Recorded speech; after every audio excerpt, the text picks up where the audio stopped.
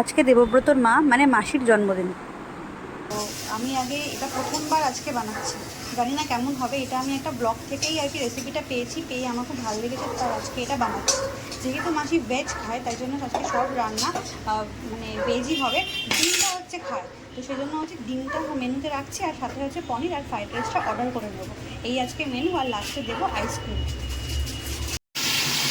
এদিকে ক্যাপসিকাম আর পেঁয়াজটা ভেজে নিচ্ছি, আর পনিরটা অলরেডি ফ্রাই করে নিয়ে রেখে দিয়েছি। হবে চিলি পনির, ওটা বানাচ্ছে দেবব্রত।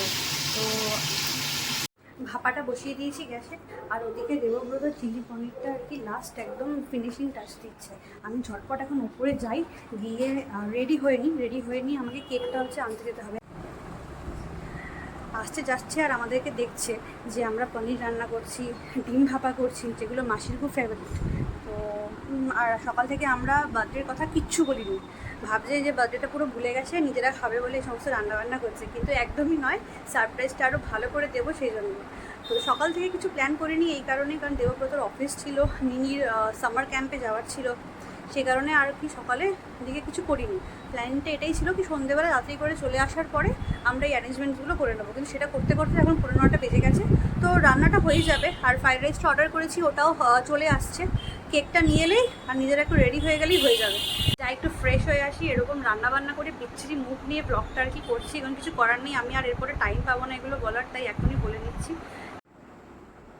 না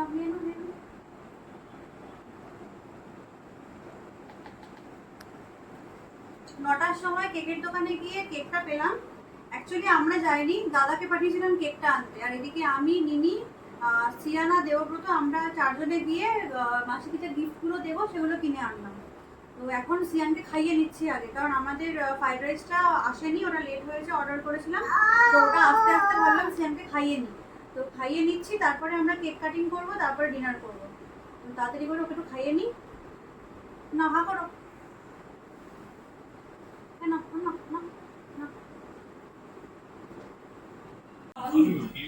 এখন আমরা কেকটা কাটবো।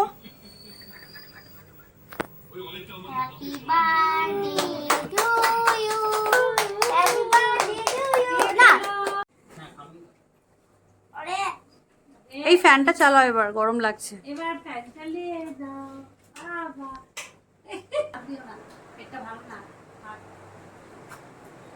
তুমি ঠাম্মিকে হ্যাপি বার্থডে বলে দাও, আসো এটা হ্যাপি দিয়ে দাও, আসো আসো আসো আসো, ঠাম্মিকে এটা হ্যাপি দাও, দাও ওম ওম। ও বাবা,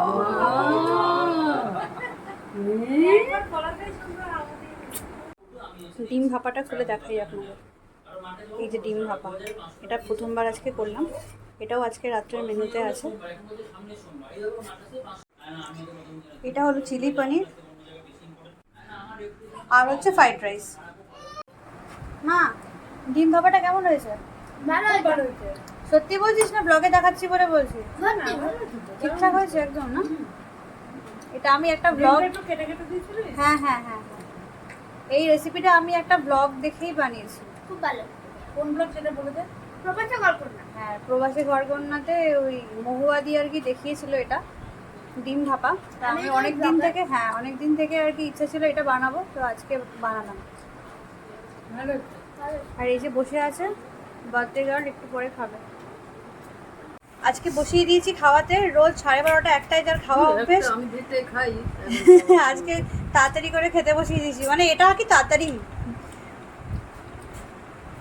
আর 12:15 বাজে, এটা নাকি তাড়াতাড়ি, তাই 10 বার বললো যে আমি তাড়াতাড়ি বসে গেছি। আর ডিম ভাপাটা খেয়ে তুমি বলো থেকে কেমন হয়েছে?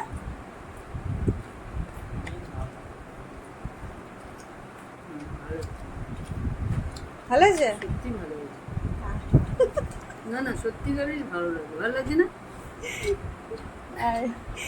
ভালো, তাহলে ভালো হয়েছে রান্নাটা, সত্যিও বোঝা গেছে। 3 জন বলছে যখন, তখন ঠিক আছে। পনিরটাও ভালো হয়েছে, ডিমটাও ভালো। পনিরটা ও করেছে, আমি করিনি।